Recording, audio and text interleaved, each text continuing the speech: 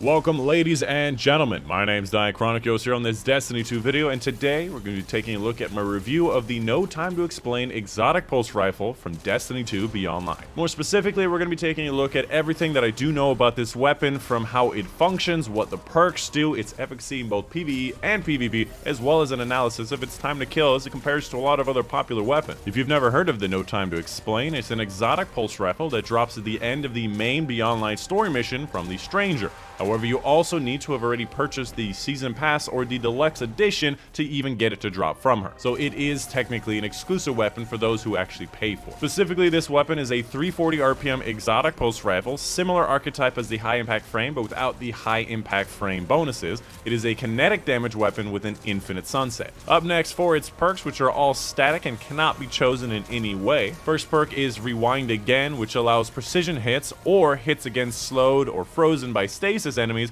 to return ammo back to the magazine. So you continually get headshots, you continually get ammo back to the magazine, which a 24 magazine is pretty small, but with this makes it a lot bigger. It also has some other miscellaneous perks like Fluted Barrel for more stability and handling, accurized rounds for more range, full auto trigger system where holding down the trigger will fire this weapon at full auto. On top of that, I believe it also slightly increases the RPM, but don't quote me on that. And finally, Time Slip, where at 10 stacks of Rewind Again, which is that first perk for getting headshots or shots against stasis target, will open a small portal, which shoots bullets from an alternate timeline version of this weapon, and precision hits will extend the portal's duration, which that portal is an extra source of damage. Both in PvE and PvP, more damage more often, and also automatic damage is always really good to have. And finally, it also has a catalyst, which you again get from the Stranger. She'll send you on a quest. Eventually you have to get a certain number of kills with a weapon, and that will make it so the Time Slip, that little arc soul thing shooting on your left side of the gun, will actually shoot more often, which means more DPS and more kills. And one last thing I wanted to mention before I get into the main section of the video, where we're going to be talking about PvE, PvP, time to kill, feeling, pairing, where to use it, and all that whatnot, my full review of the weapon, I wanted to mention that if you have not yet purchased Beyond Light or anything Destiny 2 related, I would highly recommend doing it on my Nexus store. Not only is it the exact same price as Steam, more of your money is going towards Bungie and me, the creator. The way this works is that less of the money goes towards Steam and the gray market vendors, and instead goes some more to the places that you want it to. And right now, if you still haven't purchased Forsaken, Shadowkeep, and Beyond Light, it's 15% off for the Destiny 2 Legendary Edition right on my Nexus store page, as well as a link for Beyond Light. And all proceeds from Nexus will be going towards this Tubby Tabby that you can see on screen right now. So if you like cute and adorable animals, buy from Nexus. Moving on to the main section of the video, first up, let's talk about this weapon in PvE. In general, I would say that this weapon is not much of a PvE weapon. Definitely its perks can have some uses, allowing you to never have to reload, having you extra DPS as you're shooting at targets, and you can do so from a comfortable range, where in the high level play, being at a comfortable range is very necessary. The problem being is that this weapon kind of focuses on being a primary ammo DPS weapon, and when you compare it to some other special ammo options like fusion rifles, shotguns, grenade launchers, even sniper rifles, it just doesn't measure up. I personally would recommend that you stick with some of the meta options in the higher level Master and Grandmaster Nightfalls like Ariana's, Divinity, Izanagi's, Witherhorde. These are still going to be the better options for your exotic slot when it comes to endgame. However, in normal PvE, it's definitely a lot of fun and can definitely be used to a lot of great effect, especially considering it has those exotic style stats. If you don't know, exotics inherently just have better stats across the board. When it comes to pairing with this weapon, choose a close range option. A shotgun, fusion rifle, my personal favorite is going to be that CQC-12. The best use case of this weapon is going to be against miners at mid to mid-long range. The slow fire rate and ample reserves, especially with Rewind Again, lets you whittle down enemies from long range for a long time. Even though I specifically recommended against it, this weapon does have good use against majors and elites, allowing you to get continuous headshots, never having to reload. Getting that extra damage from that little arc soul shooter on your left is something that does work and can be safe from the distance this weapon can be used for. Moving on, let's talk about this weapon in PvP, where I believe this weapon definitely shines. One might even say that it's Beyond Light shining. Ooh, That was so bad, but I had to say it.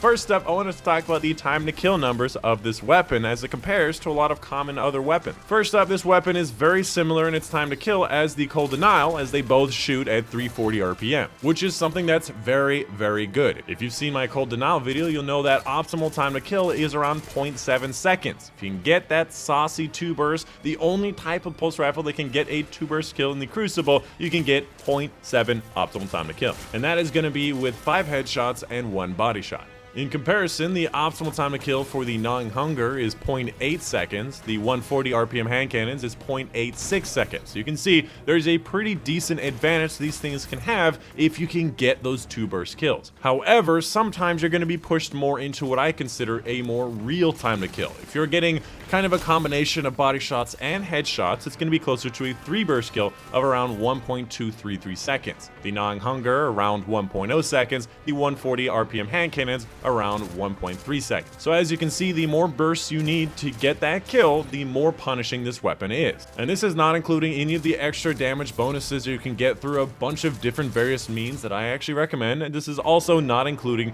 the time slip of the weapon. Time slip specifically, I don't think it's going to change the optimal time to kill, but it definitely will make those optimal time to kills more consistent. When it comes to the feeling of this weapon, it has okay handling, good stability, good range, okay clip size, slow RPM, great short zoom sight. I love when things have good sights and useful perks. In general, I would say this weapon does feel a little bit slow in multiple different regards, handling, in its fire rate. However, it does feel a lot better than the other 340 pulse rifles because, again, it's exotic level stats. And you combine those stats with very good perk options that give ammo back to the magazine and extra damage for more consistent 2-bursts is very strong. And finally, when it comes to pairing, honestly, shotgun or fusion rifle. You want to lock down that long range with a little bit of close range. So if you've got yourself a Felwinter's Lie or First and Last Out, a lot of great options, or even, honestly, fusion rifles. Aerontil obviously is sunset, but fusion rifles still work great. And with that, you're also going to want to pair this weapon with some type of weapon damage bonuses. Things like high energy fire, inertial override, empowering rifts. Just damage buffs that are player damage buffs in general will do really well with this weapon. But yeah, that is going to be the end of the video. Let me know in the comments down below if you have any questions, any concerns, tips, tricks, or something I missed about this weapon. Of course, let me know what you want to see for the next video. I'm trying to make a review or a build video every Thursday, so let me know what you'd like to see next. I'll try to be formulating some builds with stasis very soon. But yeah, that's going to be the end of the video. Make sure you leave a comment down below saying Tubby Tabby for the win. My name's Dychronic, and I'll see you guys on the next one.